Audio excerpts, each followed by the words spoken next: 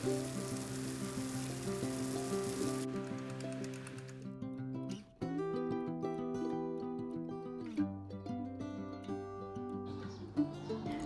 আলাইকুম everyone, this is Nowrid Hasnin from Nowrid Hasnin vlogs. কেমন আছেন আপনারা সবাই? আশা করছি সবাই ভালো আছেন এবং সুস্থ আছেন। আমিও আলহামদুলিল্লাহ ভালো আছি। সবাইকে ওয়েলকাম করছি আমার চ্যানেলের নতুন আরও একটি ব্লগ দেখার জন্য। আজকের ব্লগে আমি দুটো কুইক এবং ইজি রেসিপি শেয়ার করব। আশা করছি আপনাদের কাছে সেগুলো ভালো লাগবে দেখে।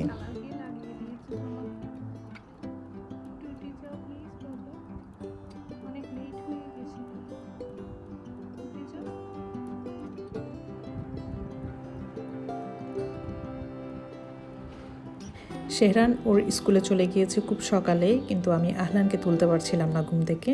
তাই চিন্তা করলাম ও ঘুম থাকা অবস্থায় আমি সকালের নাস্তাটা রেডি করে ফেলি। তো এইখানে আমি সকালের নাস্তায় নানরুটি বানাবো বলে রাতের বেলা নানরুটির খামিরটা আমি রেডি করে রেখেছিলাম।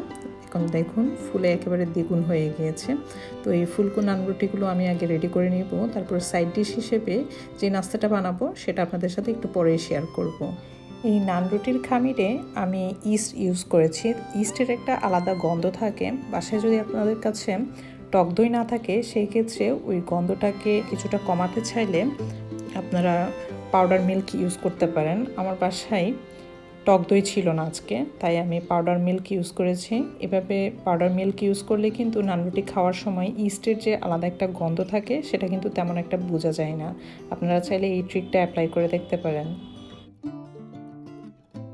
আমরা যারা চট্টগ্রাম বা কক্সবাজারের মানুষজন আছি, আমরা কিন্তু সকালের নাস্তায় প্রেফার করি 1 কাপ গরম চায়ের সাথে ডুবিয়ে নানরুটি অথবা পরোটা খেতে।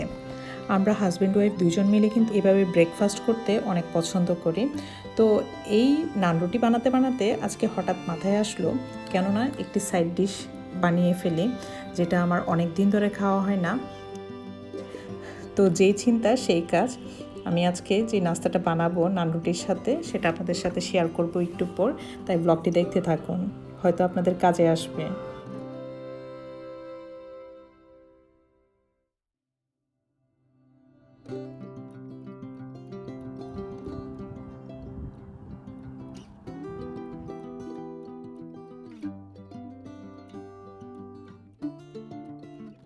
আপনাদের সাথে কথা বলতে বলতে আমি সবগুলি নানরুটি বেলে ফেলেছি। এখন এগুলো সেঁকে নেওয়ার পালা।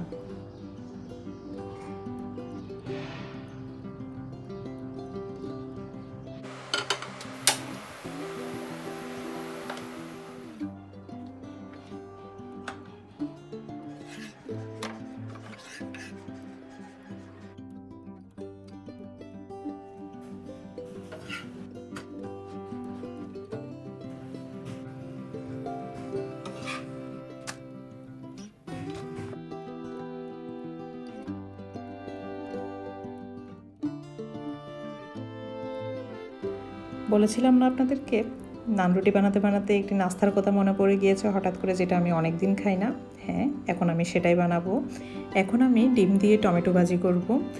এই ভাজিটা রুটি, পরোটা, নানরুটি অথবা সাদা ভাতের সাথে নিমিষেই খেয়ে ফেলা যায় এবং এত মজা লাগে খেতে সেটা বলে বোঝানো যাবে না। তো আমি এখানে একটি গরম প্যানে খুব অল্প পরিমাণ তেল দিয়ে প্রথমে পেঁয়াজ কুচি এবং কাঁচামরিচ দিয়ে একটু ভেজে নিয়েছি, তারপর কেটে রাখা টমেটো দিয়ে দিয়েছি। আর এইখানে ইউজ করেছি মশলা হিসেবে হলুদ গুঁড়া এবং জিরা গুঁড়া 1/2 চা চামচ করে। আমি এখন লবণ দিব না, কারণ লবণ দিলে টমেটো থেকে প্রচুর পরিমাণে পানি বের হবে সেজন্য।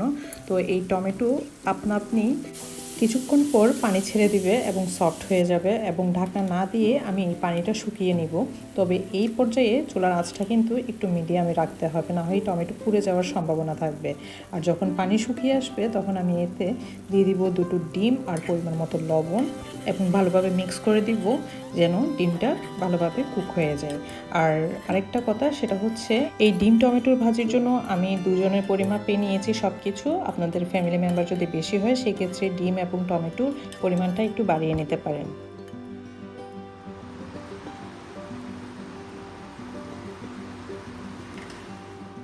মাত্র 2-3 মিনিট ওয়েট করলে দেখবেন এই ডিম টমেটোর ভাজিটা একটু ঝরঝরে হয়ে আসছে। এই পর্যায়ে আমি চুলাটা অফ করে দিব আর ধনেপাতা ছড়িয়ে দিয়ে এই ভাজিটা আমি এখন সার্ভ করে নিচ্ছি। দেখলেন তো খুব অল্প সময়ে কিন্তু এই ভাজিটা হয়ে যায় এবং খেতেও খুবই মজা লাগে। আপনারা বাসায় কিন্তু অবশ্যই ট্রাই করবেন। নাস্তার টেবিলে অনেকদিন পরে এই ভাজিটা দেখে নানরুটির সাথে খেয়ে আমার হাজব্যান্ড বলছিল যে অনেক ভালো লেগেছে তার। এত মজাদার নাস্তা বানানোর কারণে দিনের শুরুটা যদি এত ভালো কমপ্লিমেন্ট দিয়ে হয় তাহলে আর কি লাগে বলুন তো। আমার আহলান বাবাটা এখনও ঘুম, ও জাগার আগেই আমি আমার নাস্তাটা সেরে নিচ্ছি। আর দুদিন পরে যেহেতু পবিত্র শবে বরাত, ভাবছি আপনাদের সাথে একটি সহজ এবং সুস্বাদু হালুয়ার রেসিপি শেয়ার করে, যেটা কিনা রুটি বা পরোটার সাথে খুব ভালো লাগে খেতে। আমার বিয়ের পর প্রথম দিকে যখন নতুন নতুন রান্না শিখছিলাম তখন আমি এই রেসিপিটা প্রায় ট্রাই করতাম বাসায়। তো খেতে কিন্তু অনেক ভালো লাগে, বাচ্চারা আমার অনেক পছন্দ করে, সেজন্য চিন্তা করলাম আজকে আপনাদের সাথে এটা ডিটেলসে শেয়ার করি। এবারের শবে বরাতে গতানুগতিক সেই বুটের ডালের হালুয়া বা সুজির হালুয়া না বানিয়ে এই ডিম সুজির হালুয়াটা বানিয়ে দেখতে পারেন। খুবই ফ্লেভারফুল এবং অনেক সহজ একটি হালুয়ার রেসিপি, আপনাদের কাছে অবশ্যই ভালো লাগবে। রান্না শুরু করার আগে আমি এই হালুয়ার জন্য প্রয়োজনীয় জিনিসগুলো সবগুলো হাতের কাছে নিয়ে এসেছি, যাতে আপনাদের সাথে শেয়ার করতে আমার সুবিধা হয়। তো এইখানে একটি বলে আমি প্রথমে 1/2 কাপ চিনি এবং 1/4 কাপ সুজি নিয়ে নিয়েছি। সাথে দিয়ে দিচ্ছি 1 টেবিল স্পুন মতো কাস্টার্ড পাউডার। এটা ইউজ করার কারণে হালুয়াতে একটা হালকা হলদে আভা আসবে। আরও দিচ্ছি 1 চিমটি পরিমাণ লবণ। এখন সবগুলো ড্রাই ইনগ্রিডিয়েন্টস আমি ভালোভাবে মিক্স করে নিচ্ছি একটি হুইস্কের সাহায্যে। অন্যদিকে আমি 1/2 গ্লাস নর্মাল টেম্পারেচারের পানি নিয়েছি। এখন আমি এখানে মিক্স করব একেবারে চামচ দিয়ে ভরে 4 টেবিল চামচ মতো পাউডার মিল্ক। পাউডার মিল্ক দেওয়ার কারণে এই হালুয়ার ফ্লেভারটা কয়েক গুণ বেড়ে যাবে।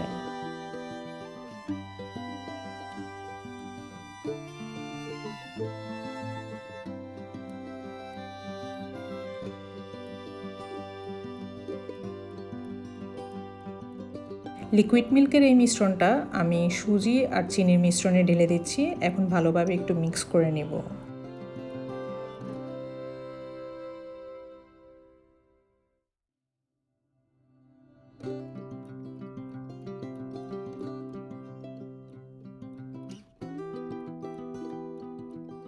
এখন এই মিশ্রণটাতে আমি 5টি ডিম ফেটে দিয়ে দিচ্ছি।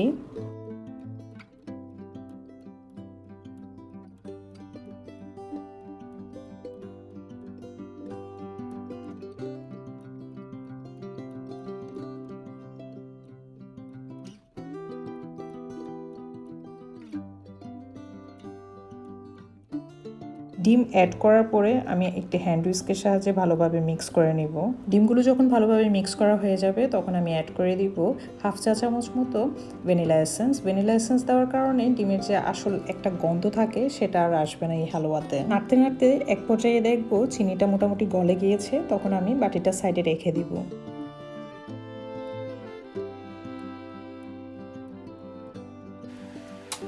চুলায় একটি প্যান বসিয়ে ভালোভাবে গরম করে নিয়েছি, আর এখন এতে দিয়ে দিব আমি 3 টেবিল স্পুন মতো বাটার। আপনাদের কাছে বাটার না থাকলে সেক্ষেত্রে আপনারা ঘি ইউজ করতে পারেন, অথবা তেল এবং ঘিয়ের মিশ্রণ দিয়েও এই হালুয়াটা বানাতে পারেন, কোনো সমস্যা নেই। তো এখানে আমি কিছু কাজু বাদাম এবং কিশমিশ প্রথমে বাটারে ভালোভাবে ভেজে নিব, আর এগুলো আমি ইউজ করব গার্নিশ করার সময়।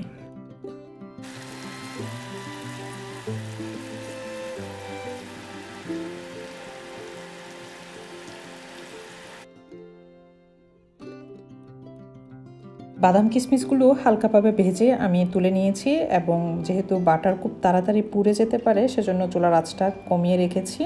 আর এখন এতে দিয়ে দিব ডিম সুজির যে মিশ্রণটা রেডি করে রেখেছিলাম সেটা, আর এগুলো ঢেলে দিয়ে আমি আলতো হাতে হুইস্কের সাহায্যে সুন্দরভাবে মিক্স করে নেব, যেন সুজিটা ভালোভাবে কুক হয়ে আসে।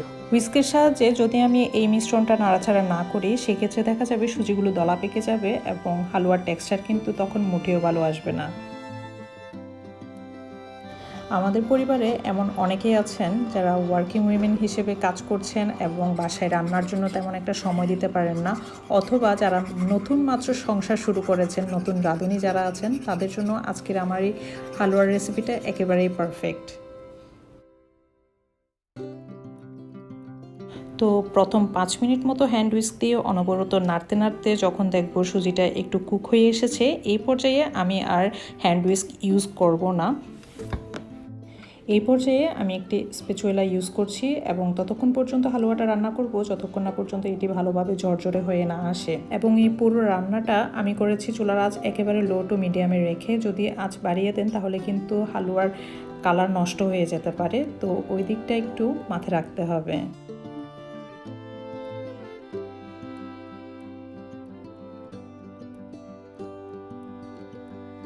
স্প্যাচুলা দিয়ে এভাবে 3-4 মিনিট নাড়তে নাড়তে যখন বুঝতে পারবো যে হালুয়া মোটামুটি ঝরঝরে হয়ে এসেছে, তখন আমি চুলা থেকে নামিয়ে নিব। এখন এই ডিম সুজির হালুয়াগুলো সার্ভ করার পালা। আমি একটি সার্ভিং ডিশে এগুলো প্রথমে ঢেলে নিব এবং গার্নিশ করব ওই যে ভেজে রেখে দিয়েছিলাম বাদাম আর কিশমিশ সেগুলো দিয়ে।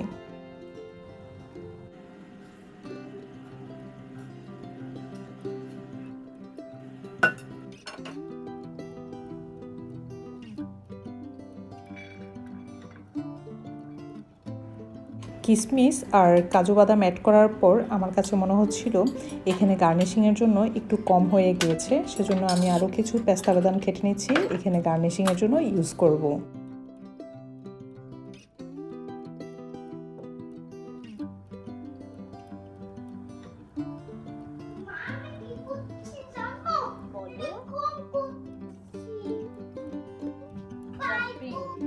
এই তো আমার ডিম সুজির ঝরঝরে হালুয়া একেবারে রেডি হয়ে গিয়েছে।